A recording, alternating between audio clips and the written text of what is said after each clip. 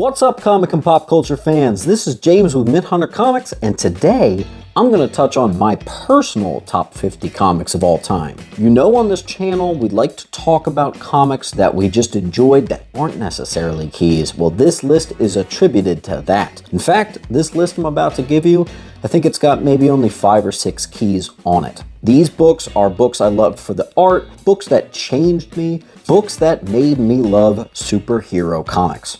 So without further ado, my most requested video to date, I'm gonna give you my personal top 50 comic books.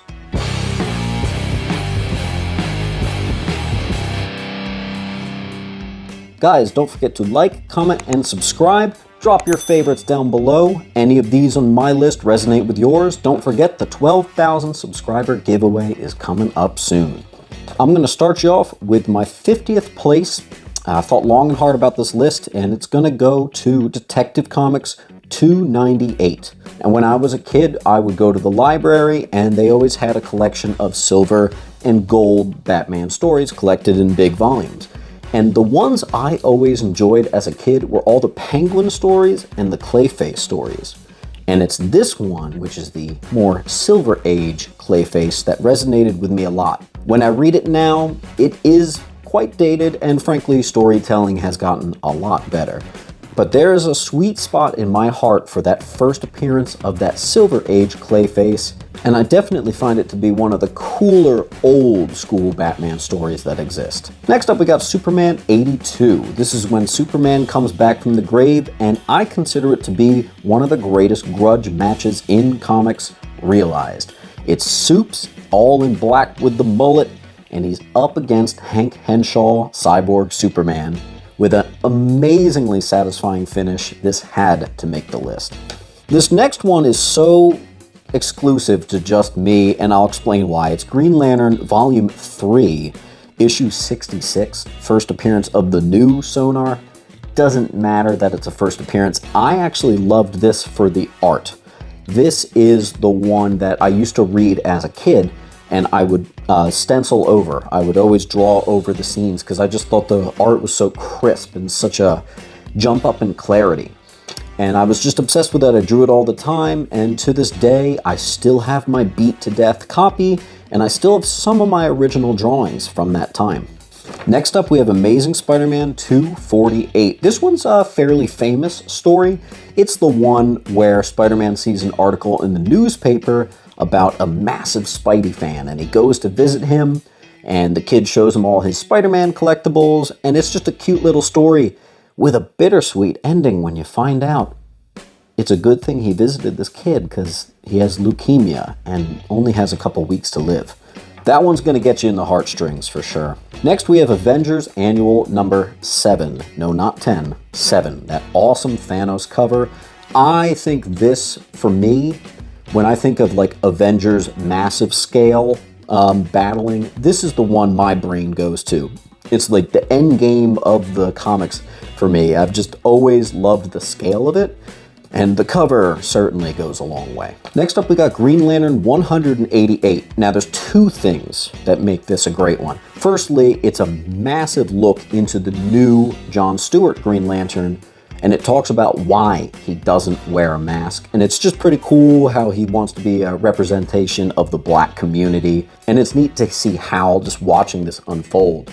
In the second story, it's Mogo, you know, that giant planet that's actually a Green Lantern.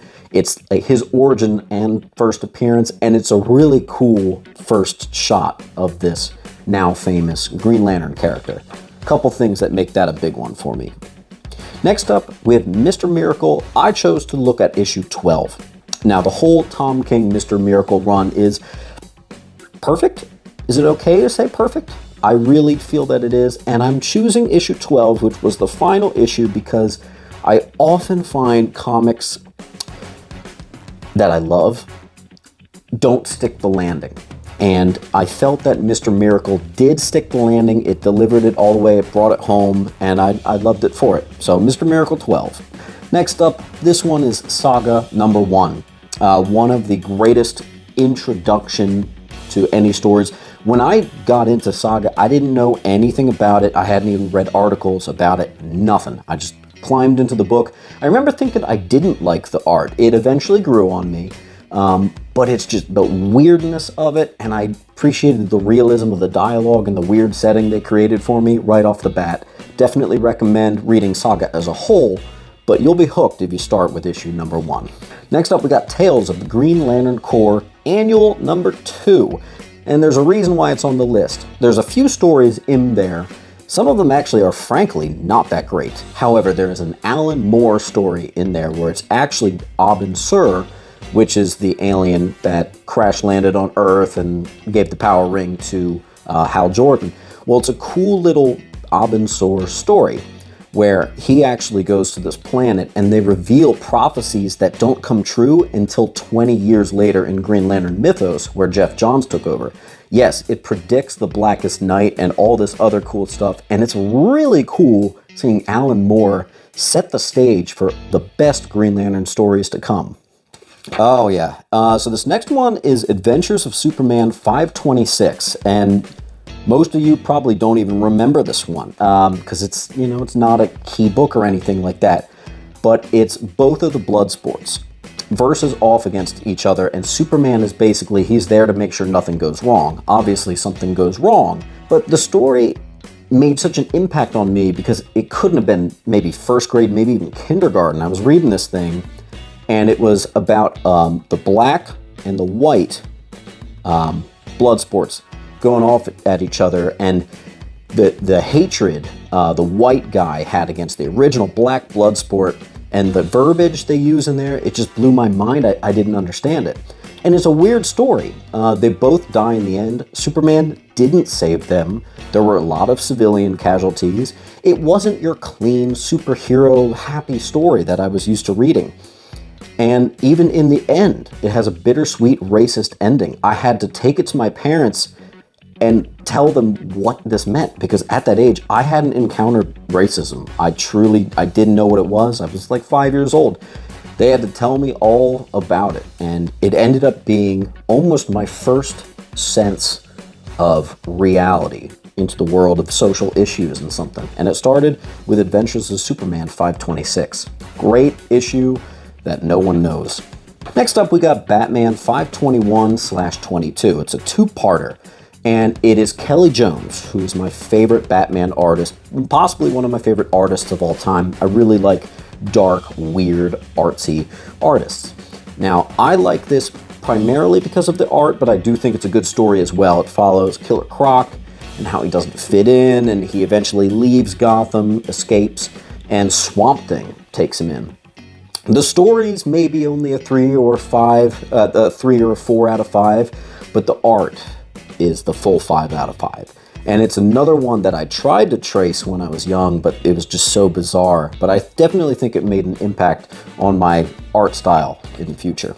Next is Justice League of America 140, and this is another great Green Lantern story because it's actually Hal Jordan being faced with some of the wrongs he's done. He's been in charge of some deaths, and basically the Justice League is trying to protect him, and Hal's saying, no, you gotta let me go. I earned this, I deserve this, I'm awful. A couple things I really like about it is it almost gives like first of all, it's nice to see a hero not being so perfect, but it also sets the stage for what we later see as the fall of Hal Jordan. Pretty cool.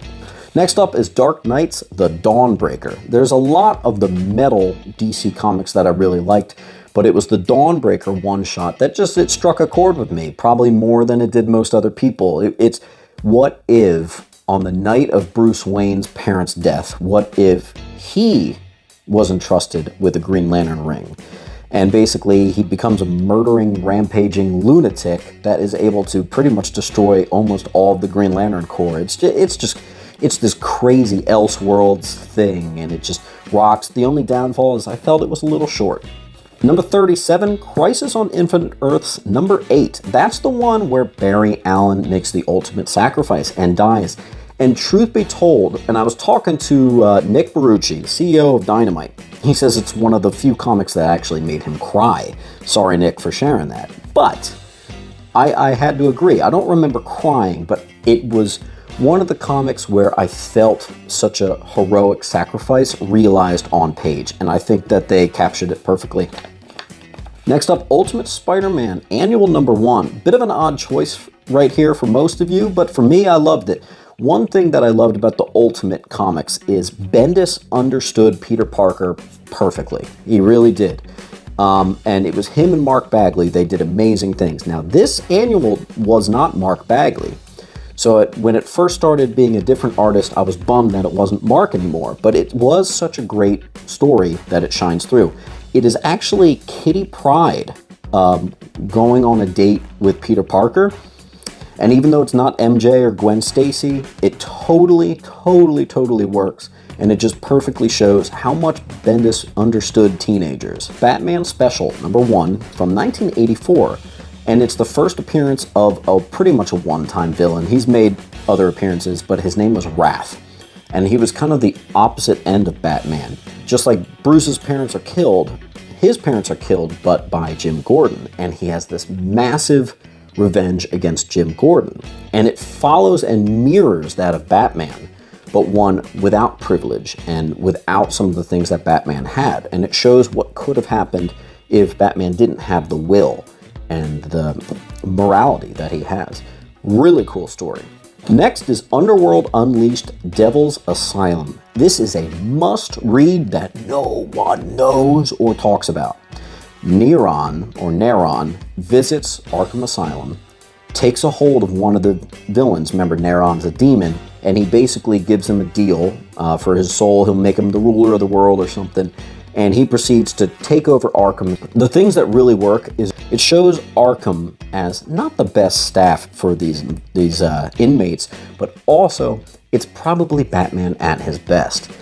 He tries to fool Batman into killing just one person so he can save everybody, and Batman just waltzes in and doesn't budge on it, and just completely Batmans the crap out of this villain. Read it, you'll see what I'm talking about. Next is one I read to death, Silver Surfer number 50, and it's the re-origin story of Silver Surfer, and I think it was so incredibly paced and so incredibly retold. Plus, he's telling the story to Thanos. It's this awesome, totally awesome issue. This one's one of the more well-known ones on this list. If you haven't read it, you're going to want to do it. It's just fantastic. The art's amazing. The pacing, though, is perfect. Next up, we got Swamp Thing Winter Special. Another one of those bittersweet stories that has kind of a twist. The winters are starting to cover the swamps, and Swamp Thing's entrusted to care for this little boy. Though through their journey, he becomes attached to the kid, but he learns that the kid is actually the monster that's causing the winter. And it has a very powerful ending, and it's just one of those crazy stories that I've talked about it on this channel. Swamp Thing has always been blessed with great writers and great stories. It's just another case. Next up, Detective Comics 826, a great Christmas special. This is Tim Drake, Robin, the third Robin, being captured by the Joker and taken around all Christmas long, unable to move and unable to stop Joker from doing all these horrors. And it's actually kind of cool. There's a scene where Tim makes a joke and it pleases Joker, and because of that he saves a couple people that he was going to kill. And it's cool to see Tim know how to work the Joker. And again, I've talked about it before, Tim's my favorite Robin. He escapes the Joker pretty easily in the end, and it just left for a great Tim Drake tale and great Joker tale. Next up, more recent, we got Batman Annual number 2. Yes, some people think that Tom King was too obsessed with Batman and Catwoman, but this annual culminated in one of the best portrayals of their relationship ever. It's kind of like through the decades, how Batman and Catwoman met. Was it Bat or was it Cat that met first? And it has another really bittersweet ending, and it's just really, really well done. And when it came out, it was a smash hit, and I still read it to this day. Next up, we got Green Lantern number 29. This is the Secret Origins issue. I think there were like 6 parts of it, but this is the beginning. And it is, if you want to know who Hal Jordan is, read Green Lantern 29 through, I think, 35. But 29 specifically retells the story of Hal Jordan in beautiful, modern, awesome colors and amazing art. And it just really captures everything you need to know about Hal and better. And it rewrites Atrocitus into Abin Sur's death and the origin of Green Lantern. Pretty cool. Next up, we got a heavy one, Adventures of Superman 474. Here's one where Clark is pretty culpable in a drunk driving accident. Clark was drinking with his buddies back in high school, but he is apparently incapable of getting drunk. Well, his friends weren't, and he didn't take the wheel. He let his drunk friends drive, and as a result, the one buddy crashes and is in a coma for like 20 years. And it's something that's always haunted Clark, and he goes to visit him the night where they decide to finally pull the cord on this guy. And yeah, it's a little bit of an obvious anti-drunk driving thing, but it hits hard and it makes Clark a really interesting character. Next up, we got Batman Annual 11. I've talked about it on this channel. It's another great Alan Moore story, and it follows the third Clayface. It shouldn't work, but it's one of the better Batman stories that exist. And basically, it's told from the perspective of an absolutely deranged Clayface, where he becomes obsessed with a mannequin who he thinks it's his wife, and he thinks that she's cheating on him with Batman. Do yourself a favor, read it. You'll find it in 50-cent dollar bins. Most of these you will, actually. Next up, we got Batman the Gauntlet. Let's give a little bit of love to the first Robin. This is a cool story in which it's actually the night before he finally becomes Robin, if I remember correctly, and it's like Dick's final trials. And he's out on the city, and he basically uses the night to his advantage and finds ways to be a better Robin. Great story, awesome first Robin tale. Next up, Sword of Azrael #1, a book that's not talked about enough, especially when you consider before you had the Court of Owls, you had the Order of Saint Dumas. And to me, everything that is the Court of Owls came first with this story. Like, it's been done. And I feel like the only thing that hurts the Sword of Azrael is some of the art isn't for everyone, but it's the same deal. An ancient order that's supposed to protect or have alternate possible other intentions with Gotham City. And the new Jean-Paul is entrusted with the Azrael mantle. And you know, what ensues is is he a hero? Is he a villain? And it gives us our first taste of Jean-Paul, who eventually becomes the second Batman. Killer book, killer first introduction. Not enough love, I don't think. Next up, we got Superman Red Son, which granted is a 3-issue thing. I'm choosing to talk about issue #1 because when I first read it, it blew my mind. I love Elseworlds and one-shot tales where it's an isolated story. But this one's, what if Superman was in Russia, right? So instead of the American Boy Scout, what if he was in Russia? He could have landed anywhere. And it's just an awesome kind of what-if sort of tale. One of the best ones I've ever read. This next one, Don't Hate Me, Batman and Elmer Fudd special, #1. This should not be on my list. It's too silly, it's too stupid, but it's also basically perfect. It's hilarious, it's gritty, it absolutely understands both characters extremely well, and it shouldn't work, but it really does. I honestly was thinking about putting it higher on this list, but I'd feel too weird about having Batman and Elmer Fudd a little too high, but it's deserving. Batman Adventures Annual #1. So I actually really loved, obviously, the animated series, but the comic equivalent was the Batman Adventures, and then the Batman and Robin Adventures, and then the Gotham Adventures, whatever. Well, the first annual that came out was really solid. It's got a few really great stories in there, including a particularly good Scarface and ventriloquist story, but it's also got a particularly good Joker story. Basically, it's got 4 stories that are all really, really solid and go really well with the animated series, but I think are even a little bit darker. Definitely recommend if you like that art style and you want to dive a little bit deeper into the animated series. That first annual, give it a shot. Let's bring it back to Ultimate Spider-Man. You guys know I love Ultimate Spider-Man. Well, I think it's issue 28, where Rhino is rampaging through the city. And Pete's got to leave high school and get to downtown and save everybody. But the issue's designed that he keeps getting sidetracked along the way. He keeps running into MJ or Liz Allen, or he keeps getting sidetracked by all the things that would happen in a normal high schooler's life. And it prevents him from getting to the city. And at the end, Iron Man eventually takes out Rhino. But that's not the point. It's how they got there and showing how much of a teenager he is. I said it before in this video, the Ultimate Spider-Man series knew Peter Parker, and this is probably one of the best issues for it. Next up, we got Superman number 9. What happens when you take Joker, a Batman villain, and throw him in for Superman? The result, it works. And they eventually did it a few times over, but this first time it's pretty iconic, very iconic cover too. But basically it shows Joker trying to challenge himself by going against Superman. And the end result, he's more content going after Batman. Deadpool 11. Another iconic cover here. Deadpool finds himself trapped in issue 47 of Amazing Spider-Man and has to figure out how to get home without messing with the timeline.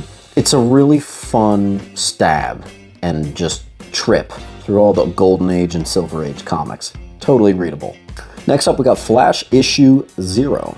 This is a cool one where there was a massive moment in Wally's life early on that made him who he is. And it turns out that was actually him meeting a crazy timeline version of himself. It's one of those crazy Black Mirror type stories that you're gonna want to check out. Another recent entry here, we got Hawkeye 11, and it's told from the story of Hawkeye's dog. Yeah, one of the coolest narrative devices I've ever seen. It's actually a detective story. Certainly not for everybody, but it was really cool how it follows the dog's sense that can only pick up on certain buzzwords and certain smells, and it finds the killer, and it's this crazy story that you kind of have to see it to believe it. Next up, Batman 500. I read this thing to death, to death, to death. This is Batman. Bruce Wayne's already broken at this point. Bane is ruling over Gotham City. He's just kicked Batman's ass. Well, the new Batman, Batman 2, Jean-Paul, takes over and slaps Bane in the end. And it's a fantastic grand finale, epic conquering and emergence of this Batman number 2 that really is just for the ages. Any 90s fan knows what I'm talking about here. Next up, we got Afterlife with Archie. Here's another one that probably shouldn't have been on the list because it's silly, but is it? If you take it seriously, it's pretty magnificent. And it's a zombie Archie story. Again, has no business being as good as it is, but it is. Check it out. Getting close to the top here, we got Watchmen, issue number 12. Remember when I put Mr. Miracle 12 and I said that it stuck the landing? Watchmen was perfect throughout, but it stayed perfect to the end. And in this final issue, the bad guy wins. The bad guy wins. And with style. Everybody knows the ending. It's one for the ages. It's so remarkable. And the fact that they were able to do what they did and the tremendous success of Watchmen, clearly you can tell from the story. I'm a big Alan Moore fan. Well, I think out of all the 12 issues, it probably is my favorite, and a very deserving spot of my near top 10. Next up is Animal Man number 5, The Coyote Gospel. Now here's one I only recently found. It was in a suggested video, and someone was talking about Animal Man number 5. I had never read Animal Man, and I just clicked on the video, and I found it fascinating. It is a weird, point at the viewer, very meta take on making fun of the violence in comics at the time and kind of showing how this is horrible that we as the reader are just watching, but we watch it anyway because we're twisted. It's amazing. Some of you are going to read it, you're not going to understand it. Dig deep, you'll get it. Next up, we got a Green Lantern one-shot, Will World. Here's another one that's on the list, almost even more than the story, probably for the art. Now the story is basically Green Lantern Hal Jordan forgets exactly how he got there, and he's going through all these rituals and this craziness to find out who he is and remember how he works and his powers. It's the crazy LSD, SAGA, whatever trip he's got going on through this book. Craziest art you'll ever see in a comic, quite possibly. Seth Fisher is the artist, and he didn't care that Green Lantern was a mainstream hero. He said, I'm doing what I want to do when he drew that one. Next up, we have Unbeatable Squirrel Girl number 1. Here's one Marvel character that, almost more aligned with the Deadpool side of things, is it's kind of a funny satire of comics, right? And I think that's why it works, is it doesn't take itself seriously. It's Squirrel Girl. You know, the only way you're going to make that work is if it's a satire, and it handles the satire very well. And her trying to get around situations without reverting to violence really works. And she's got this pet squirrel. It's so good. You've probably seen it on lists talking about how good it is. I have to say, that one's definitely worth the hype. Next up, we got Spider-Man's Tangled Web number 4. The only version of Kingpin that's even scarier than Daredevil's, the Netflix show's Kingpin. This is Kingpin at his most terrifying, and he's hardly in the issue. But basically, the henchman botches a job, and he knows, okay, Wilson Fisk is gonna kill me, and he accepts it with fear and grace. It's amazing. The tension they build before that final meet where he has to meet Kingpin to show him that he failed is insane. I've never seen really anything like that captured in a comic book. It's truly special. The next one is one I've also talked on this channel. I have mentioned how my artistic style, I like things that are dark, and man, John Ostrander's take on the Spectre certainly was that, but it's issue number 5 where it just goes crazy. Spectre has to get a soul of a kidnapper from hell, and he goes to hell, and he fights the devil himself, and the imagery is just insane in this issue. Still, there's nothing like it. I don't think they can make comics like that today, unless it's like an indie comic. It's just crazy. It's almost like, how'd this get made?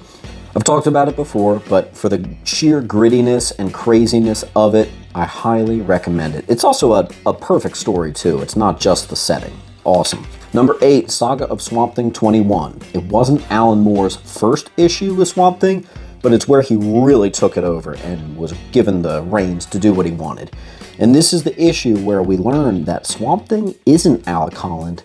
He's just a plant's recreation, trying to mimic Alec Holland. For that iconicness of the story, it works, but it's the creepy, grisly, dismal art and simplistic, sketchy nature of it that just gives you the creeps. It's a classic. It is one of the more famous ones from this list, but for a good reason. Number 7, Batman 424. I love Red Hood. I don't know if you can see him from that camera angle. However, do you know that before he became a murdering crazy person, after he was killed by the Joker, it's hinted at long before, back in the 80s with Batman 424. Robin takes this one case a little too personal, and he tries to save this woman from this diplomat's son that's endangering her, and eventually, out of fear, she kills herself. All what happens next is Robin heads over before Batman can get there, and without showing us what happens, the next panel is this diplomat's son falling to his death. And Batman asks him, did you startle him or did you push him off? And Jason just says, I think I spooked him, he just fell. And he leaves and it's just quiet. And they both know Jason totally killed that dude. Classic. Next up, a very recent entry, Batman 36 or 37. I could honestly go either way. It's another two-parter in which Batman and Catwoman and Lois and Clark eventually meet up together.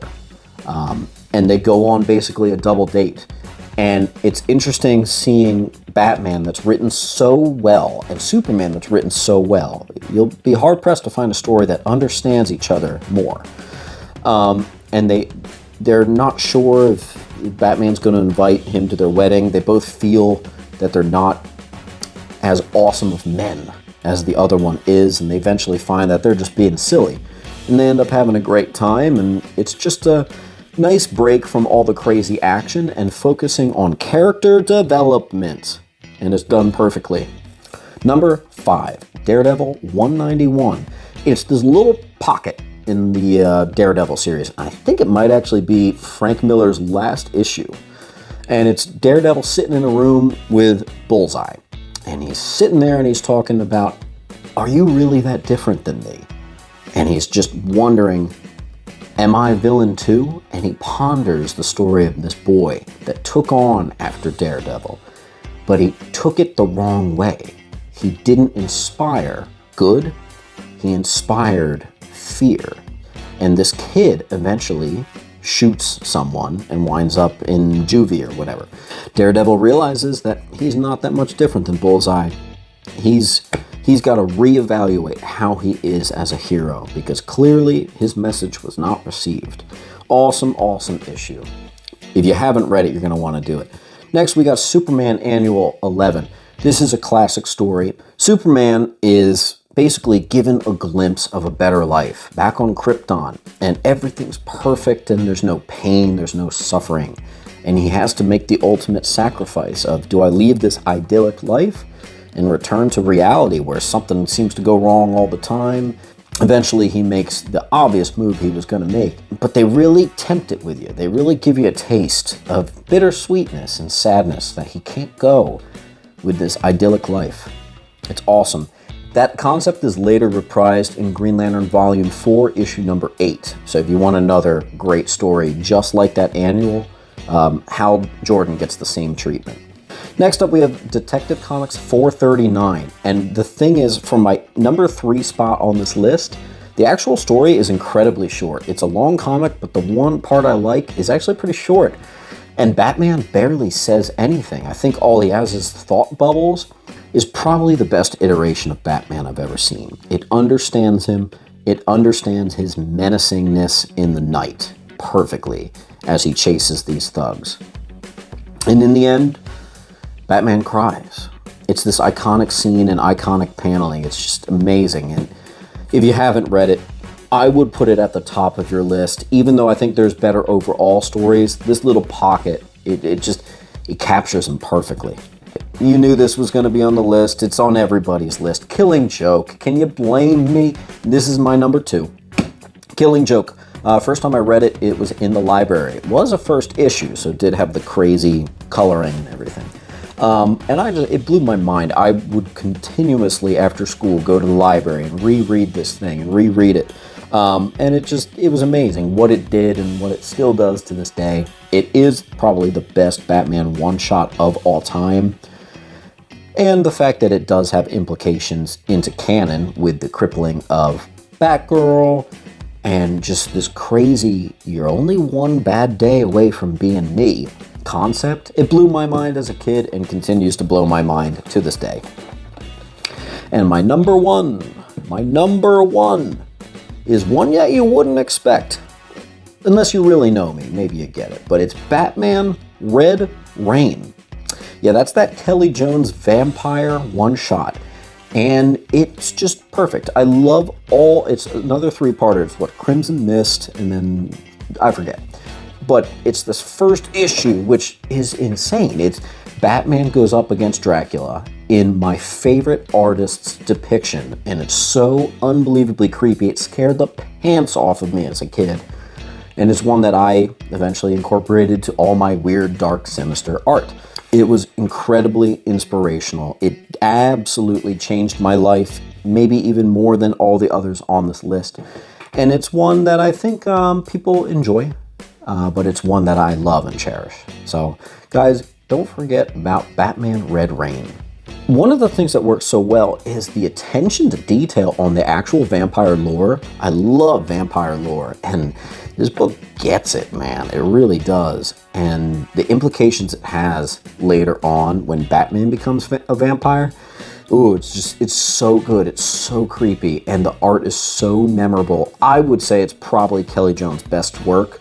I don't know if he'd agree with me, but I don't know. It was tremendously influential.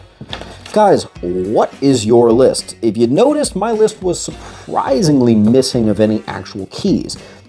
My top keys, that's a whole nother list. But as for like my actual legitimate 50 comics that I think changed me as a kid, as a teenager, as a man, I think that's it, guys. I think that's what really made me who I am today. So if you want to do yourselves a favor, go pick out any of these. Maybe if you've read some of them, find the ones I mentioned that you haven't read. You're going to have a blast. They're on this list for a reason. I saw something awesome in them, and you probably will too. As always, guys, keep on hunting, but also keep on reading.